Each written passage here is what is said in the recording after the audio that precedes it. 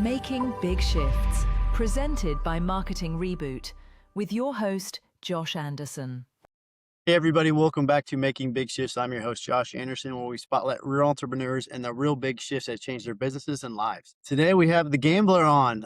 We have Joel Block, President and CEO of the Advantage Player Institute, which is your go-to hub for mastering high-stakes strategies in business and life. I'll get to that gambling remark here in a little bit, but welcome to the podcast, Joel. Josh, good to be here with you, man. Thank you. Excited to have you. You have such an interesting story for sure. So let's just get to the heart of it. You were once a professional blackjack player, right? And that's really evolved for some of the business strategies and fundamentals that you kind of use now. But tell us about that. Tell us about going back in the history of you. Well, yeah, I'll tell you that I use blackjack as the metaphor for most everything that I do, because it's kind of well known that one thing about card players that they really have a sixth sense about is what card is coming next. And so that's just an important thing. When I was very young, I was in college. I don't know, for whatever reason, I picked up a blackjack book and card counting, which is really the science of kind of understanding how the cards are falling on the table. I picked up a book and read it, and I started practicing with it. And this was like in 1980, 81, something like that. It was a long time ago. And I started playing, and I started getting better and better. And it was kind of fun. I mean, and I get really into things. And my dad calls and he says, "Hey, I heard there's a blackjack seminar in town." And basically what was going on was in the 60s, they had computers that started, they were really computers were new, and they were practicing dealing hands of cards. So they dealt billions and billions of hands of cards. And that's kind of where the theory of blackjack came from. And then in the 70s, a lot of these people, really expert people, started playing with those strategies and making it available to regular people. Like me, just a regular guy. I then go pick up a book written by one of these experts that was working on it in the 70s, and I start practicing. So my dad then says, "Hey, want to go to this seminar?" And I said, "Yeah, that'd be awesome." And so we go to the seminar, and the guy was selling a course at the end of the seminar for $700 on how to learn card counting. So I go up to the guy at the end of the seminar, and I said, "Hey, man, that was a really, really great seminar. I really liked it." He said, "Well, are you buying my course?" I said, "Oh, no, I'm not buying the course." He goes, "Well, why not?" I said, "Well, because I already know how to count." He goes, "Oh, really? You do?" I said, "Oh, yeah, I do." He says, let me ask something. If I give you a pack of cards, I took one off the top and put it on the table face down. How fast could you look at the other 51 cards and tell me what the card is on the table? I said, "I could do that in 18 seconds. He says, "Really? 18 seconds? He goes, "That's pretty good for a beginner." For a beginner? What do you mean for a beginner? Like how fast can you do it? He said, "I can do that in 7 seconds. And I go, "Oh my God." I mean, I fell in love with the guy like immediately. That guy was like my new best friend, And Totally. He goes, "You know what? I'm sort of joking." He said, "I've never met anybody self-taught that could do it that fast." He goes, "That's really good." He goes, "Forget about buying my course." And what he effectively did is he scouted me right out of the audience and said, "Don't buy the course. I want you to come over to my house. I'm going to teach you how to play cards." Nice. And so I was at UCLA at the time in Los Angeles. And every day after school, I went to Marina Del Rey, which is about 10 miles away, to his house. And we played cards for 4 or 5 hours every single day. And at the end of about 3 months, I was lightning fast. I mean, I was sharp. I was smart. I was fast. And they invited me onto their team, and their team was owned by this really famous gambler out in New Jersey. So I was all excited to be on the team, and we started going to Vegas. And I went to Vegas every single weekend, Friday, Saturday, Sunday, every single weekend. And we just played cards. And I spent the early part of my life taking money out of casinos. And sometimes we played solo, sometimes we played on team, and that's just, and if you've ever seen the movie 21, it's very much like that. Yeah. Interesting. Well, I'm actually just picturing The Hangover whenever they go bankrupt the casino. We've seen that part where he reads the book and everything. Yeah. That's Let me assure amazing. you, it was nothing like that, because we didn't drink. I mean, this was all business. I mean, it was all literally, I mean, we'd go out to nice dinners and stuff, but it was all business at the time that we were playing. And we just were at the tables, just playing and just taking money. That's it. That's amazing. So how long were you then as a professional blackjack player? Couple of years. Yeah. So there had to be a shift there where you go from blackjack player to, what was the next move then? And why was the Well, next I went back to school. I finished Yeah. school, became a CPA. I went to work at Price Waterhouse. It really was not a good fit for me. I didn't enjoy it.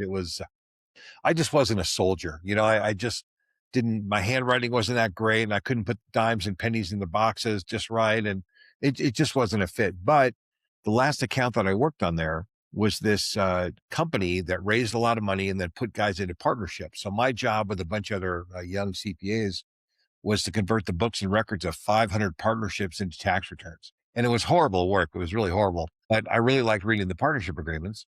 And I ended up quitting the firm and started my own little syndication firm because I thought to myself, I don't want to be a tax doer. I want to be a deal maker like these guys. Yeah. So Yeah. I Yeah. quit the firm and started a little company and met another guy, and we put that thing together. We became partners. And over the next 4 years, we had raised $3 million and we bought a total of 8 deals in the mid 80s. And that was the first money that I made. Wow. Okay. Now, what was the next step after that? Like, I know. Well, How do we eventually get to the Advantage Player Institute, which you've had for a well, you while know now, what? right? We can get to that. But, I'll tell you that in 1990, the real estate market had kind of changed and it really kind of turned against us. I mean, we made money and everything, but it was getting very difficult to buy real estate because really interest rates were really high at that time and some other problems. And I fell into this transaction. This guy calls me and he says, a friend of mine from college, and he said, "Hey, listen, I got this other friend. He's a computer programmer, and I don't know." And we start talking and he says, "Could you help me learn the stock market? Because I really love the stock market." And I was trading all the time at that time. And I said, "Okay, look, I'll get on the phone with him." So I got on the phone with the guy and I said, "Look, here's what you do. I'm going to give you some stocks. I want you to look these stocks up every day. And then at the end of the week, we'll talk and, we'll just see how they do." And that's how you learn the market. So a couple of days later, the guy sends to me a fax, and fax at that time was a brand new concept. Like 1990, like not that many people had fax machines. And it was just an unusual kind of thing. So he faxes me this report that had my name at the top, my stocks down the side, and the prices of my personally selected stocks right next to them. It was like a personalized report. And I get it one day and I throw it away. I get it the second day and I throw it away. And I get it the third day and I call him up and I say, "What is this thing? Where's it coming from?" I mean, it's really cool. He says, "Oh, just for fun, I put the stocks in the computer because I thought it would save time." And I said, "This is so brilliant. Every investor in America is going to have one of these." And sometimes that's what it takes, is that something is happening and you just have to notice that it's a business. It's not just a hobby.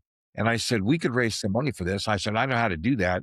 I said, "I want you to work on this full time. I made a little money in real estate. I'll get us started, but let me go look for some money and we'll see if we can't put it together." And I ended up getting a large company, a very large company, to put up $10 million because they thought this was a really cool idea in 1990. I mean, they thought it was a really cool idea. Um, so that's kind of where it started. And then, of course, everything didn't go smooth as in everything, but that's where it started. Well, when it didn't go smooth, what did you have to do to get over that? Well, part of it is that I was so excited when I went to these guys. I mean, I was cold calling all these companies, asking them to be partners with us in this deal. And these guys got, at this big company, got so excited about this. I didn't have a business plan. I didn't have anything. I'm not making a joke. Everybody thinks you got to have like all this fancy paperwork. I didn't have anything. I just went in with this incredible idea, and they just said, "No matter what, we want to be part of this idea." And they gave us the money. Not all of it was cash. Some was cash, some was resources, different things. But about 4 months in, the number 2 guy of the whole company calls me, and we were dealing with the most senior executives in the place. I mean, so I knew a lot of people there. Guy calls me into his office and he said, "Look, Joel," he said, "I've been in this business 30, 40 years. I don't know what the hell happened, how we bought into this deal. If you didn't give us a business plan, you didn't give us anything, and we gave you all these resources." I said, "It's time for you now to tell us what's the plan."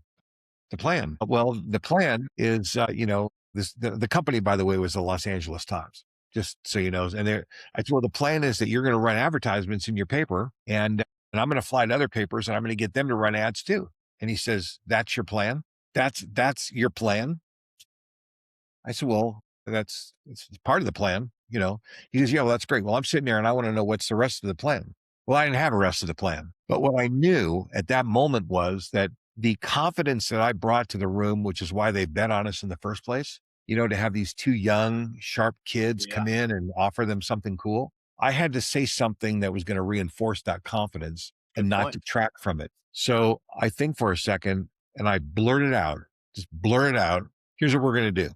We're going to go to Wall Street with our stock report, and we're going to get one of those giant wirehouse broker firms to buy a whole boatload of them and give them out to their best customers." Now, in Las Vegas, guys like me who were professional card players were always called advantage players because we could beat the unbeatable games. I was always called an advantage player, and I used the moniker advantage player in my branding. And I think of advantage plays are killer strategies.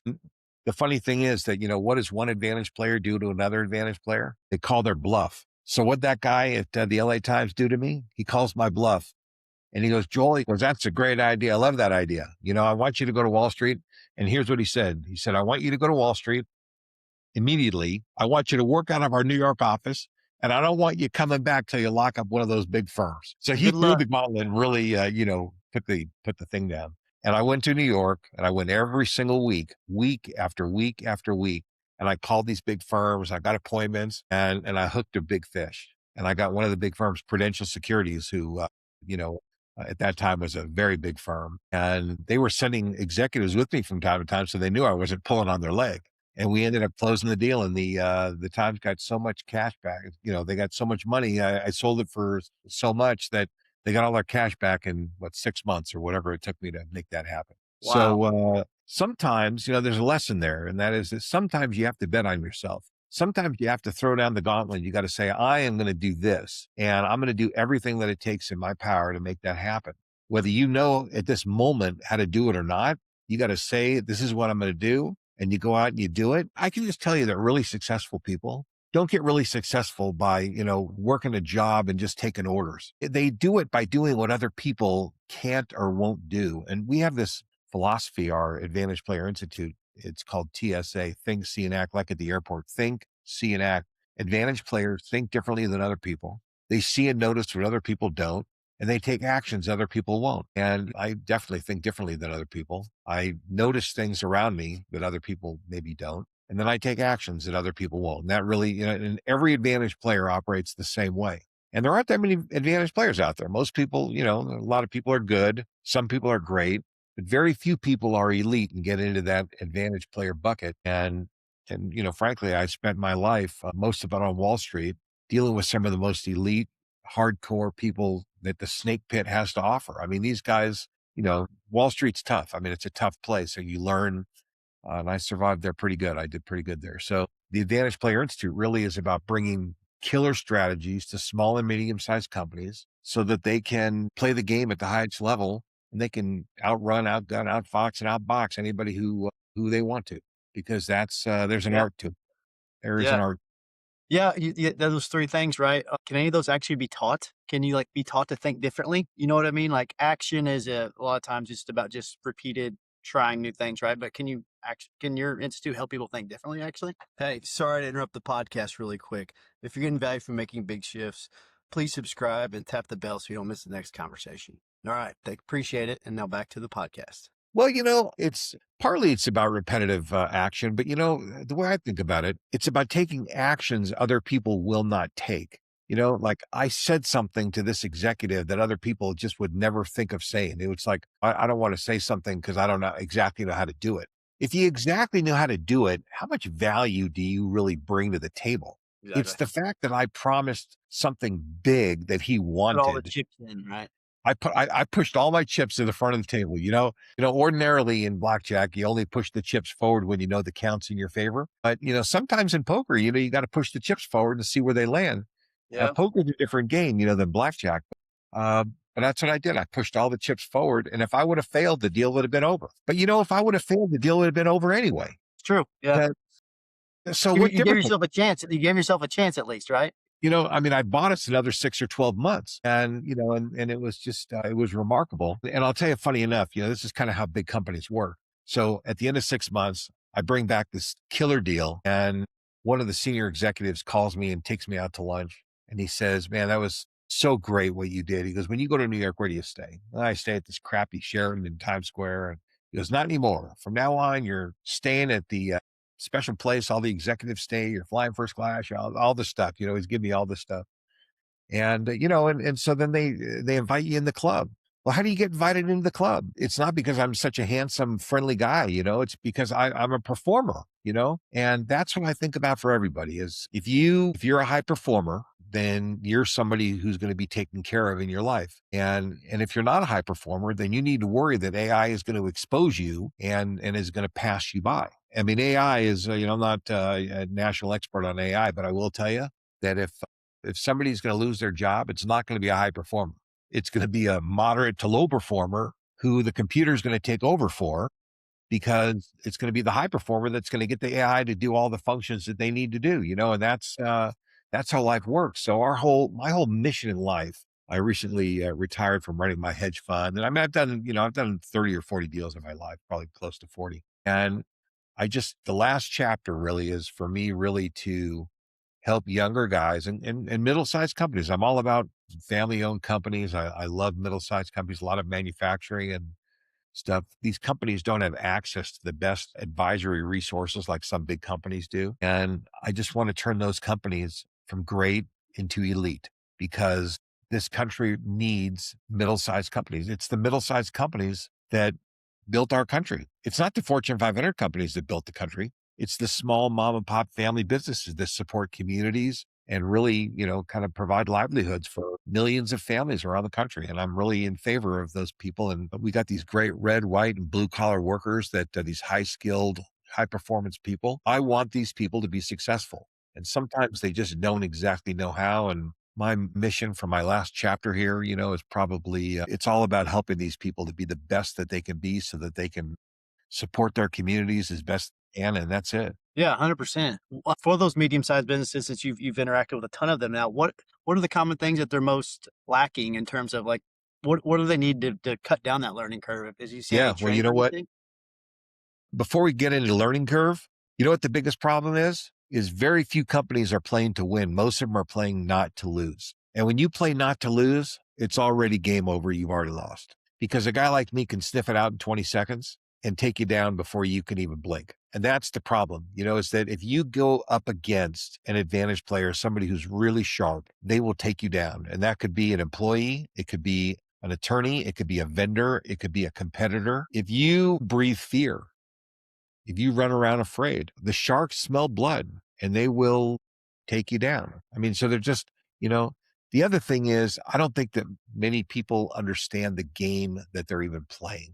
There's a lot of games that are being played out there. A lot of times there could be the politics game where you're trying to, curry favor with different people. There could be the friendly game. There could be the negotiating game. I mean, there's just all sorts of games that people play, none of which have anything to do with winning.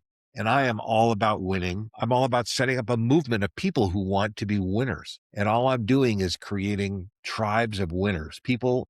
And that doesn't mean that you hurt people along the way. It doesn't mean that when I say take them down, it doesn't mean that you're going to hurt them.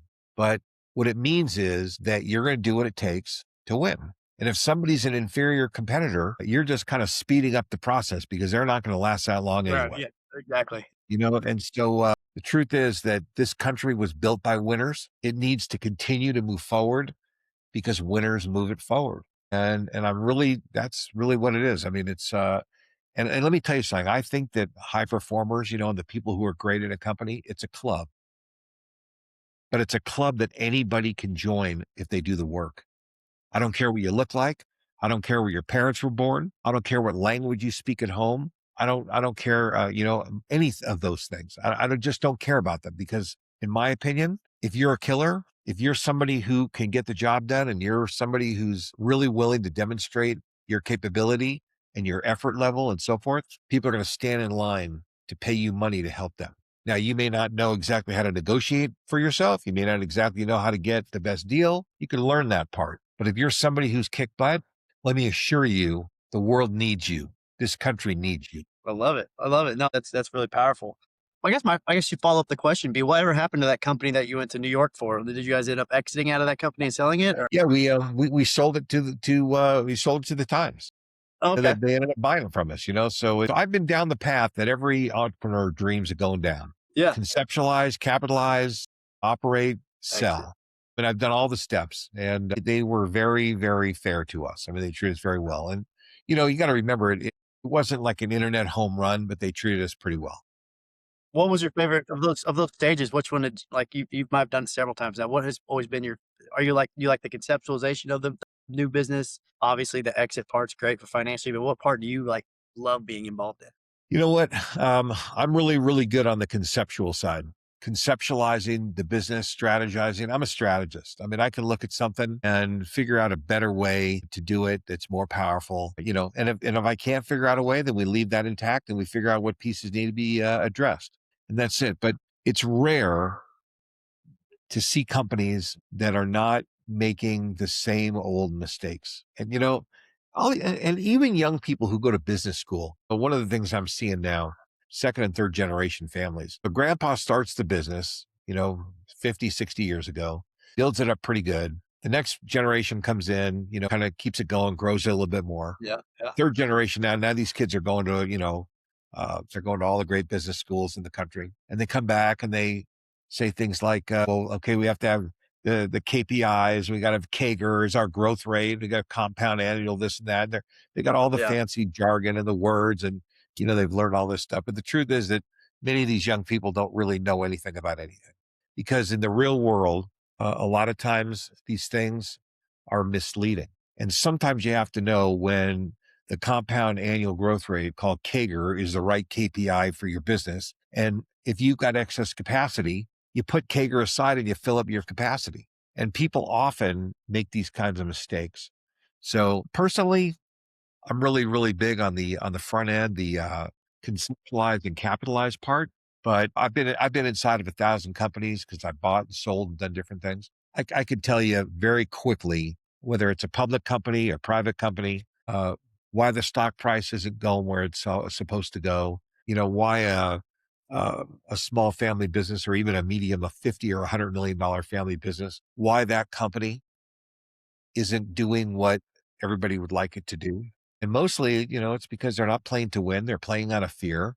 They're probably using a lot of the wrong KPIs, and they're just, and they really need somebody on the outside to, come in and give them a little jolt. Yeah, that's for sure. I think going back to your play to win concept, or just the mentality. I think a lot of people's want the businesses, they want to win, but raising money, is that the next step of like you're truly all bought in, and like so you go out and find outside investors to help grow your business even further? You What are know, the strategies and tips behind that?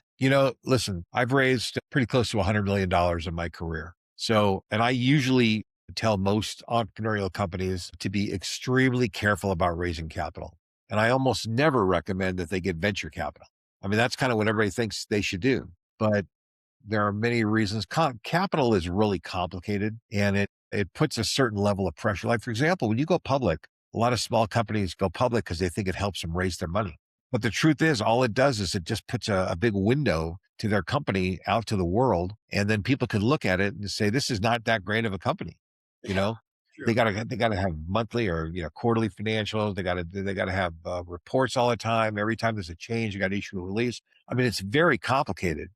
They have enormous expenses, the cost of audits and lawyers and go public expenses. When you go to raise more money, you probably have to hire an investment bankers and charge an arm and a leg. So there are more efficient ways to do it. Under some circumstances, that might be exactly the right way. But the problem is that everybody has an agenda. Of course, the investment banker is going to tell you to go public. That's what they're going to tell you to do. And then that brings in the whole entourage of CPAs, attorneys, transfer agents, and all the other people that you have to pay along the way, investment relations and all the other people. There are some alternatives that you need to consider if you're a smaller company, and you got to do it right. And let me just tell you something, you pretty much get one chance to do it right. That's You get one scary. shot, and that's it. I mean, very few people get a second shot. That's, it's a complicated world out there, and you better make sure that you're getting your advice from the right people. That's all Right. I'm. For sure. Well, if you had to start a business today, would you see what industries and niches do you see going to start to continue to grow in the next few years? Well, listen, the last couple of years I've started the Advantage Player Institute, and that's really performance engineering. It makes people better decision makers. It really installs an operating system on the company. That's a service company. A lot of us are in the service business. Good Not margins. as Yeah. many people are in old-fashioned industries like manufacturing, distribution, capital-intensive businesses. So hard question to answer because it sort of depends. Every industry is different. There's a different answer for every kind of business. And it kind of depends on what the aptitude of the people is. Do they have a sales aptitude? Do they have like a technical aptitude? So, so it's a little hard to say, but there's a chair for everybody at the table. Let me put it like that. If you want to be in business and you got an idea, there's a chair for you there that you could take, but no one's going to offer you the chair. You got to take the chair, because the people who are already sitting at the table want to keep the table to themselves, and you got to elbow your way in. And it's the high performers that are able to elbow their way in. Now, I want to come back to something you said at the very, very beginning of the podcast. That you've always been good at seeing what card's coming next. The one business you talked about. How else has that played a part in the course of your life, seeing what's coming next? This is one of the most important concepts. During the pandemic, I do some pretty frequent commentary, television commentary and so forth. And during the pandemic, I was doing these very frequent updates, business updates, because I'm not an economist, but as a hedge fund guy, I'm a user of economic data. So I look at what they have to say, and I don't think economists get it right very often, by the way, just saying, because they're theoretical. They have no skin in the game. They just kind of say what they say, and that's it. But to me, I use the concept of what I call high limit questions. And a high limit question is a really powerful question that's designed to extract really critical information from whoever you're talking to. And during the pandemic, I was running my fund, and the partners would sit down at the board table and we would ask questions. And there were two questions that I would ask predominantly in those board meetings. And I'll share those with you right now, if that's okay. We'd be talking, and somebody would probably complain about something. People tend to complain a lot, Well, Joel, there's no cars on the road. Okay. Whenever I'd hear a statement of fact, positive, negative, good, bad, complain, boast, it doesn't matter what it is, I always come back with a simple question. I call it SWIT. So what's the impact of that? There's no cars on the road. So what's the impact of that? Well, the impact is that they're not buying a lot of gasoline. Okay, great. What else? Well, the impact of that is that they're not going to offices. So offices don't have a lot of people in them. Okay. And what's the impact of that? Well, the hot dog guy in the corner that sells lunch, he's not making a living right now. And the other restaurants in the neighborhood aren't making a living right now. Okay. You see where it goes? It goes on and on. And underlying basis of all this. So we just kind of start digging in without regard to opinion. If it's silly, if it's funny, we don't laugh at it. We just get the stuff on the paper. And then I have a follow-up question. I call it WWWL. Who wins and who loses? So we look at this. There's no carts on the road. Okay. Well, that means they're not getting gas. Well, who wins and who loses? Well, it means that the gas companies are not selling gasoline. Maybe we should short their stock. You see what I'm saying? Yeah. Bet that they're going negative, and so among the predictions that I made because of this kind of exercise is that New York City, people are never coming back the way that they were before to office towers in New York City. They're just not coming back. They may come back somewhat, which they did, and maybe they came back a little more than even I expected. But I said, what they're going to have to do with some of their other space is they're going to convert these offices into residential luxury towers. Sure enough, what happened? Residential luxury towers. And to me, from doing this exercise, it was kind of obvious. And that's what happened. It just was it's a really good exercise that anybody could do. And I recommend it to everybody. Those are great. Get to the heart of what's going on. Truly. That's awesome. So tell me a little bit more about the Advantage Player Institute. We've kind of went around it this whole time, but what exactly are you guys doing and who's it for and things of that nature? Yeah.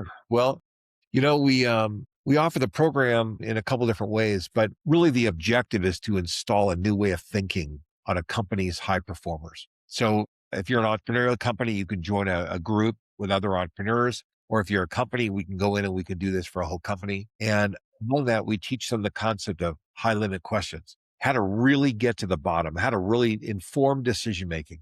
We talk about calculated risk. We talk about fundamentals and basic strategy. What are the basics in your company? How does it work? We talk about doubling down when opportunities present themselves. And how do you really analyze this? So it's a pretty unusual and robust kind of a program that's designed to really turn a company inside out. And you have to understand what a high performer or an advantage player is worth to a company. If a company, let's say if they're doing $100 million a year, if they're a pretty good sized company and they got a bunch of people, 75% of those people are going to be good.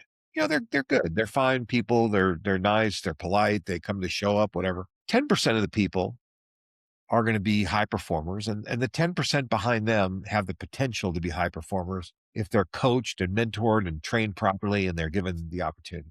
And then you have this top couple percent that are elite. Unfortunately, most middle-sized companies don't really have many, if any, of those people. They're out there, but they don't tend to cross paths with them very often. But when you have an elite person, here's what happens. Sales close faster for bigger numbers, for less discounting. These people, they just move faster. They just kind of get the job done in a better way. They have more control of the situation. And if something goes wrong, they spot it sooner than other people. And they're able to take actions that mitigate whatever the damages are going to be. So, our clients estimate that a high performer is worth $2 to $5 million a piece. Somebody who's really becomes an advantage player, because they're worth an enormous amount more because of all that they're able to accomplish compared to the other people in the firm. So it's a pretty powerful deal. When you get people to think in a new way, precision engineering, when you really get people really good at what they do, everything changes in a company and it can change the trajectory. The truth is that you can train your middle and bottom people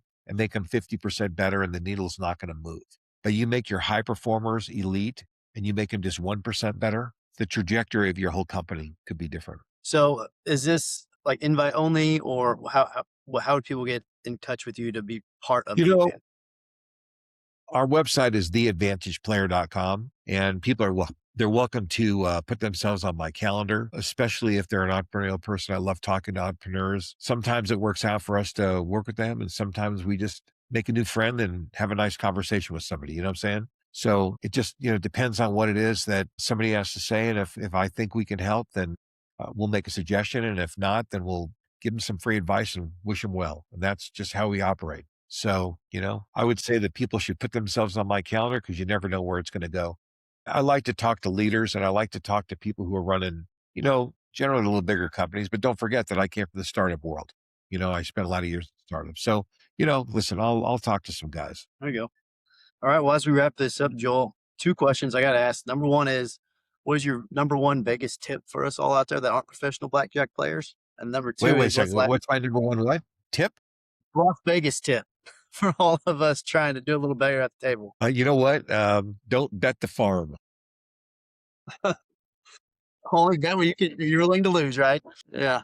Right on. And then finally, what's your last piece of advice for any of the people out there listening? I know we covered a lot of stuff today and a lot of good words of wisdom. Like, You always know see the what it next is?